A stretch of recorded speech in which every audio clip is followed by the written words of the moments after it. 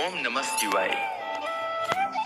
जिस प्रकार इस ब्रह्मांड का न कोई अंत है और न ही कोई शुरुआत, उसी प्रकार शिव अनादि है। संपूर्ण ब्रह्मांड शिव के अंदर समाया हुआ है। आइए श्रवण करते हैं सोमवार व्रत कथा। प्राचीन काल की बात है। एक नगर में एक बहुत धनवान साहूकार रहता था, जिसके घर में धन की कमी नहीं थी, परंतु उसको एक बहुत बड़ा दुख था कि उसके कोई पुत्र नहीं था। वह इसी चिंता में दिन रात लगा रहता था। वह पुत्र की कामना के लिए प्रत्येक सोमवार को शिव जी का व्रत और पूजन किया करता था तथा सायंकाल को शिव मंदिर में जाकर शिव जी के सामने दीपक जलाया करता था। उसके इस भक्ति भाव को देखकर एक समय पार्वती जी ने शिव जी महाराज से कहा कि महाराज, यह साहूकार आपका अनन्य भक्त है और सदैव आपका व्रत और पूजन बड़ी श्रद्धा से करता है। इसकी मनोकामना पूर्ण करनी चाहिए। शिव जी ने कहा, हे पार्वती, यह संसार कर्म क्षेत्र है। जैसे किसान खेत में जैसा बीज बोता है वैसा ही फल काटता है, उसी तरह इस संसार में जैसा कर्म करते हैं वैसा ही फल भोगते हैं। पार्वती जी ने अत्यंत आग्रह से कहा, महाराज, जब यह आपका अनन्य भक्त है और इसको अगर किसी प्रकार का दुख है तो उसको अवश्य दूर करना चाहिए, क्योंकि आप सदैव अपने भक्तों पर दयालु होते हैं और उनके दुखों को दूर करते हैं। यदि आप ऐसा नहीं करेंगे तो मनुष्य आपकी सेवा तथा व्रत क्यों करेंगे? पार्वती जी का ऐसा आग्रह देख शिव जी महाराज कहने लगे, हे पार्वती, इसके कोई पुत्र नहीं है। इसी चिंता में यह अति दुखी रहता है। इसके भाग्य में पुत्र न होने पर भी इसको मैं पुत्र प्राप्ति का वर देता हूँ, परंतु यह पुत्र केवल 12 वर्ष तक जीवित रहेगा। इसके पश्चात वह मृत्यु को प्राप्त हो जाएगा। इससे अधिक मैं और इसके लिए कुछ नहीं कर सकता। यह सब बातें साहूकार सुन रहा था। इससे उसको न तो कुछ प्रसन्नता हुई और न ही कुछ दुख हुआ। वह पहले जैसा ही शिव जी महाराज का व्रत और पूजन करता रहा। कुछ काल व्यतीत हो जाने पर साहूकार की स्त्री गर्भवती हुई और 10वें महीने में उसके गर्भ से अति सुंदर पुत्र की प्राप्ति हुई। साहूकार के घर में बहुत खुशी मनाई गई, परंतु साहूकार ने उसकी केवल 12 वर्ष की आयु जानकर अधिक प्रसन्नता प्रकट न की और न ही किसी को भेद ही बताया। जब वह बालक 11 वर्ष का हो गया तो उस बालक की माता ने उसके पिता से विवाह आदि के लिए कहा, तो वह साहूकार कहने लगा कि अभी मैं इसका विवाह नहीं करूंगा, अपने पुत्र को काशी जी पढ़ने के लिए भेजूंगा। फिर साहूकार ने अपने साले अर्थात बालक के मामा को बुला करके उसको बहुत सा धन देकर कहा, तुम मेरे बालक को काशी जी पढ़ने के लिए ले जाओ और रास्ते में जिस स्थान पर भी जाओ यज्ञ तथा ब्राह्मणों को भोजन कराते जाओ। वह दोनों मामा भांजे यज्ञ करते और ब्राह्मणों को भोजन कराते जा रहे थे। रास्ते में उनको एक शहर पड़ा। उस शहर में राजा की कन्या का विवाह हो रहा था।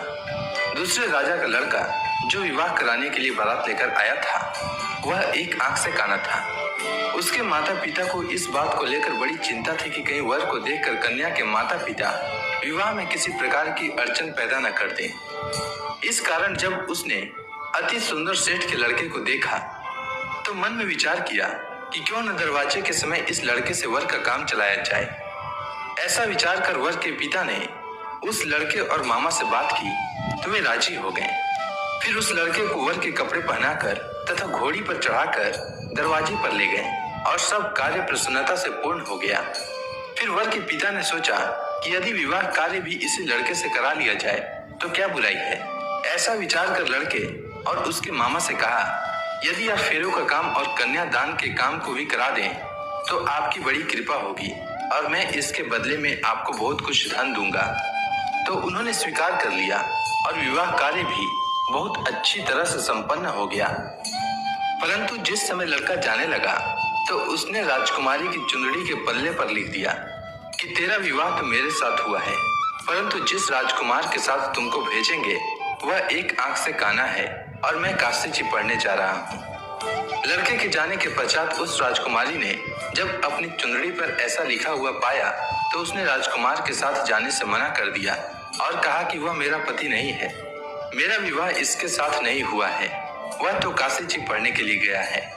राजकुमारी के माता पिता ने अपनी कन्या को विदा नहीं किया और बारात वापस चली गई। उधर सेठ का लड़का और उसका मामा काशी जी पहुंच गए। वहां जाकर उन्होंने यज्ञ करना और लड़के ने पढ़ना शुरू कर दिया। जब लड़के की आयु 12 वर्ष की हो गई तो उस दिन उन्होंने यज्ञ रचा रखा था कि लड़के ने अपने मामा से कहा कि मामा जी आज मेरी तबीयत कुछ ठीक नहीं है। तब मामा ने कहा कि अंदर जाओ और सो जाओ। लड़का अंदर जाकर सो गया और थोड़ी देर में उसके प्राण निकल गए।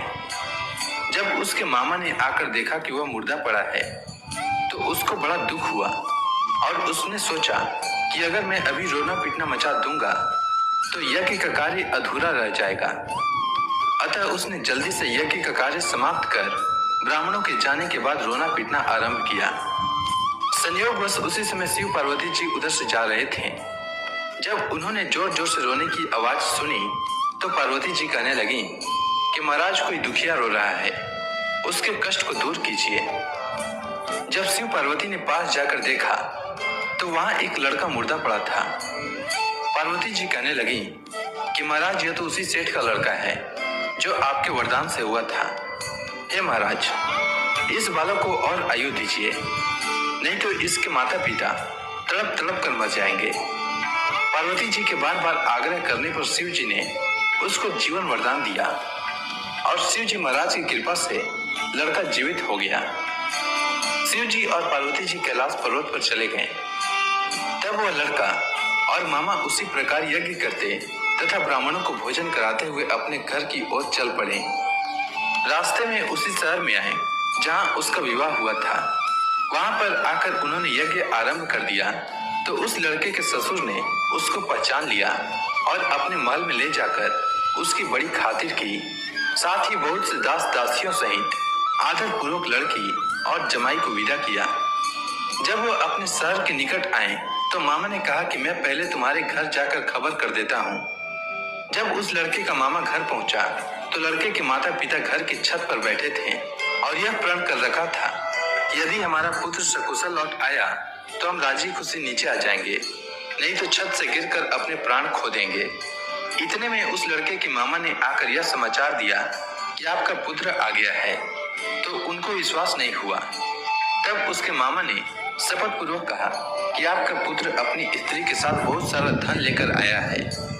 तो सेठ ने आनंद के साथ उसका स्वागत किया और बड़ी प्रसन्नता के साथ रहने लगे।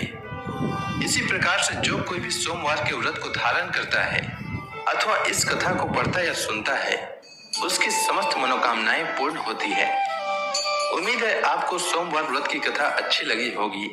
अगर आपको ये वीडियो अच्छी लगी, Subscribe now and press the bell icon. Never miss an update.